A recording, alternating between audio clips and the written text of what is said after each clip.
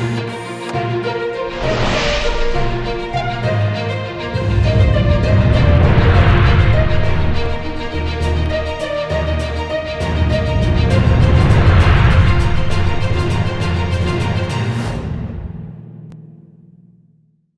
अहम मीटिंग हुई है। मर्दमशुमारी 2022 में 1 अगस्त से 30 अगस्त तक होगी। डिजिटल मर्दमशुमारी होगी और घर शुमारी होगी। इसके ऊपर जो तब्दीलियां भी बहुत बड़ी बड़ी हुई, उसके बाद जो अहम तरीन इजलास हुआ उसके अंदर जिन 2-3 चीज़ों के ऊपर फैसला हो गया कि इससे पीछे नहीं हटेंगे। ज़राए कहते हैं उसमें मर्दमशुमारी नंबर 1 है। नई हल्का बंदियाँ, सीटों में इजाफा, सूबाई असम्बली की सीटों में इजाफा और नेशनल असम्बली की सीटों में इजाफा होने जा रहा है। बहुत बड़ी डेवलपमेंट है। साथ ही ये डिजिटल मर्दमशुमारी है एक फैसला। दूसरा फैसला ये हुआ है जो बहुत बड़ा फैसला है, जिसके अंदर रेवोल्यूशन आ जाएगा पाकिस्तान के अंदर। पाकिस्तान की तारीख में ऐसा नहीं हुआ। अपोजिशन चीखती रहे, चिल्लाती रहे, कोई शोर मचाता रहे, लेकिन पार्लियामेंट से बहुत जल्दी मुश्तरका पार्लियामेंट के इजलास से बहुत सारे बिल मंजूर कराए जाएंगे, कानून का हिस्सा बन जाएंगे। उसके अंदर इलेक्ट्रॉनिक वोटिंग मशीन वाला मामला है, उसके ऊपर तमाम अहम इदारे, हुकूमत पाकिस्तान, इमरान खान वो वादा पूरा करने जा रहा है। अब होगा ये कि अपोजिशन चीखती रहे, पाकिस्तान पीपल्स पार्टी हुकूमत के बहुत करीब है, इदारों के बहुत करीब है। नई सेटिंग के बाद मुस्लिम लीग नून को दूर कर दिया है, बहुत दूर चले गई मुस्लिम लीग नून। और मरियम की हालिया तकरीर ने उठा के नवाज शरीफ को दोबारा सरहदों के बाहर ही फेंक दिया है। शहबाज शरीफ के पास भी ज्यादा चांस नहीं है, ज्यादा टाइम नहीं है, उन्हें तय करना पड़ेगा। अब ये मुस्लिम लीग नून के 2-3 धड़े डन पे खड़े हैं। ख्वाजा आसिफ ने बिल्कुल सही फरमाया था, बिल्कुल डन पे खड़े हैं। अब देखते हैं कौन लीड करता है इसमें, लेकिन फिलहाल मुस्लिम लीग नून गेम से बाहर है। और मरियम साहिबा ने एक बार फिर उन्हें उठा के अपनी पूरी जो तवानाइयां लगाई थी शहबाज शरीफ ने, उस सब को फारिग कर दिया। जरा ये कह रहे हैं, बहुत अहम लोगों से अभी गुफ्तगू हुई और लग भी यही रहा था, लेकिन चूंकि जब फैसले हो जाते हैं तो फिर इत्मीनान होता है कि अब एग्जीक्यूशन होनी है। तो मर्दमशुमारी वाली एग्जीक्यूशन का सिनेरियो, कराची की अहम पार्टीज ने वजीर आजम से मुलाकातें की थी, सिस्टम के तहत फंड जारी हो गए थे, लेकिन जाहिर है कि बड़ी तब्दीलियां आई। ISI चीफ चेंज हुए हैं, कोर कमांडर्स चेंज हुए हैं। बड़ा अहम इजलास हुआ है आज, बहुत अहम इजलास हुआ। उसके अंदर सिमत जो है वो एक दोबारा से सेट की गई है। मर्दमशुमारी, घर शुमारी होगी, डिजिटल होगी, उसको कोई रोक नहीं पाएगा। 2022 1 अगस्त से 30 अगस्त तक पूरे पाकिस्तान के अंदर। उसके बाद सिनेरियो ये है कि इस दौरान जो इलेक्ट्रॉनिक वोटिंग मशीन वाला मामला है, पाकिस्तान में पहली बार इंतखाबात होने जा रहे हैं 2023 में, और वो इंतखाबात अहम तरीन इंतखाबात होंगे जिसमें ओवरसीज पाकिस्तानी वोट डाल सकेंगे। टेक्नोलॉजी का इस्तेमाल होगा।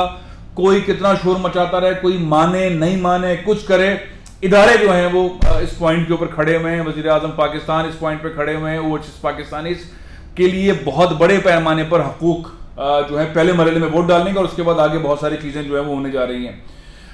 तो ये शफाफियत वाला अमल जो है वो आ रहा है। अपोजिशन कहेगी इसके अंदर मशीन में मामला तो ऐसे करती हैं और हमें हराने के लिए, प्लानिंग के लिए, लेकिन बहरहाल इलेक्ट्रॉनिक वोटिंग मशीन के जरिए जो है वो आइंदा इंतखाबात होंगे। उसके लिए मुश्तरका पार्लियामेंट का इजलास होगा, उसके अंदर कई सारे बिल मंजूर कर लिए जाएंगे। उसमें मर्दमशुमारी से मुताल्लिक बहुत सारे मामला हैं, उसके अंदर इलेक्ट्रॉनिक वोटिंग मशीन से मुताल्लिक मामला हैं, डिजिटल वोटिंग का मामला है। उसमें नैब ऑर्डिनेंस जो भी आया है, जिसके अंदर बहुत सारी छूट मिल गई है, दे दी गई है। बेसिकली NRO टाइप का ऑर्डिनेंस है, जिसमें सिवाय इसके कि जो ब्यूरोक्रेट्स वॉलंटरीली पैसा देकर आए हैं या प्ली बार्गेनिंग करके आए, नौकरियां कर रहे हैं, वो हर तरह से फारिग हैं। 10 साल के लिए फारिग हैं, वो खुद इस्तीफा दे दें या वो छोड़ के चले जाएं। लेकिन उसके अंदर मोटी मोटी चीजें जो हो गई हैं वो सारी चीजें सदर मुमलिकत के पास चली गई हैं। जाहिर है कि उसकी मंजूरी होने वाली है, लेकिन इदारों को, ब्यूरोक्रेट्स को, काबीना को आजाद कर दिया गया है कि अगर वो फैसला करेंगे किसी भी चीज के ऊपर तो उसके ऊपर नैब नहीं आएगी। ये बहुत बड़ा NRO है। ये NRO जो है वो इमरान खान साहब ने अपनी पंजाब की हुकूमत और KP की हुकूमत और वफाक की हुकूमत के लिए लिया, लेकिन इसका एडवांटेज पीपल्स पार्टी भी उठाएगी। इसका एडवांटेज जो बलूचिस्तान में गड़बड़ चल रही है, बहरहाल हुकूमत स्टेबल हो जाएगी, वो भी उठाएगी इसका एडवांटेज। काबीना जो भी फैसला करे, जितने पैसे मंजूर कर ले किसी प्रोजेक्ट के लिए, उसके ऊपर नैब नहीं आ सकती और वो खर्च कर दे।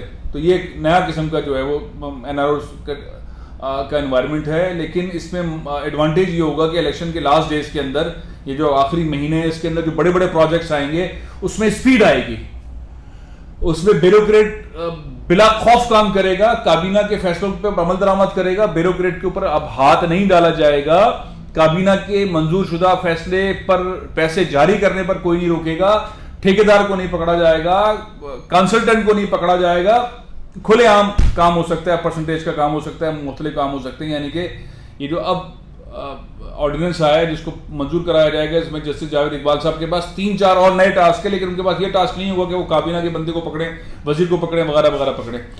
तो ये 3-4 बहुत बड़े बड़े मामला हैं जिसके ऊपर फैसला हुआ है, और चीज़ों पर भी फैसला हुआ है, लेकिन इंपॉर्टेंटली जो इंटरनल पाकिस्तान के मामला हैं, एक्सटर्नल बहुत सारे अफगानिस्तान से मुतालिक, इंटरनेशनली बहुत सारी चीज़ों के ऊपर बात हुई, वो मैं आप अगले किसी व्लॉग के अंदर बताऊंगा। लेकिन फिलहाल इम्पॉर्टेंट बात यह है कि पाकिस्तान के अंदर एक ऐसा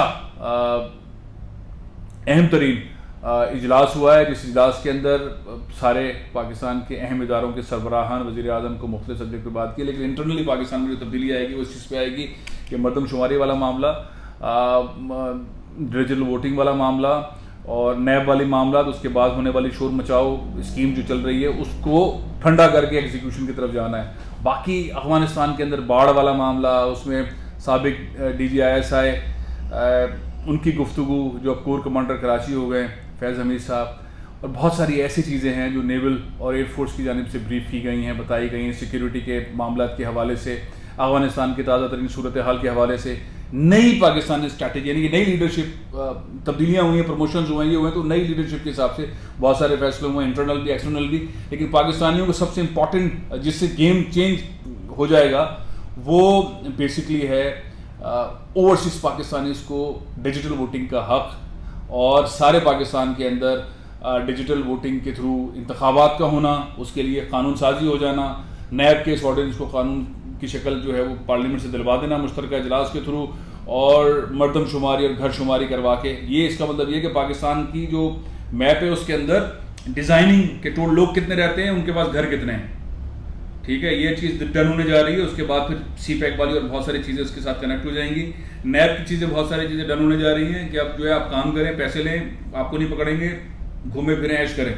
लेकिन जिन लोगों ने पहले पैसा पकड़ लिया है, ले लिया है, भाग लिए हैं और उन्होंने सारा ड्रामेबाजी की है, उनको नहीं छोड़ेंगे, उनको पकड़ लेंगे, और ये ड्रामेबाजी बंद हो जाएगी कि आपके लोग पैसा बनाते हैं, पैसा बनाने के बाद वो आ जाते हैं, आने के बाद जो है वो नैब के पास चले जाते हैं, 1 करोड़ रुपए 10 करोड़ रुपए बनाते हैं, उसके बाद 10 लाख रुपए देकर फारिग होकर वापस आ जाते हैं, उसके बाद नौकरी पे आगे बढ़ जाते हैं। खासतौर पे सिंध के अंदर वो अब नहीं रहेगा, वो फारिग हैं, वो 512 के करीब ऑफिसर्स हैं सिंध के, और पूरे पाकिस्तान के अंदर 200 के करीब ऑफिसर्स हैं जो इस ऑर्डिनेंस, तरमीमी ऑर्डिनेंस के बाद जिनकी छुट्टी हो रही है।